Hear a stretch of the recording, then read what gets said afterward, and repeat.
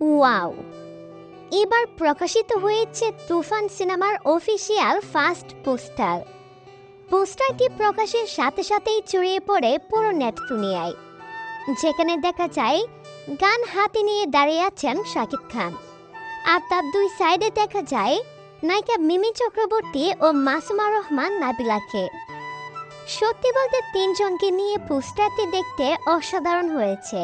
জানা যায় তুফান সিনেমাটি নিয়ে একটু বেশি এক্সাইটেড সকল শাকিব ভক্তরা, যার প্রমাণ মিলল তুফান সিনেমার গানে।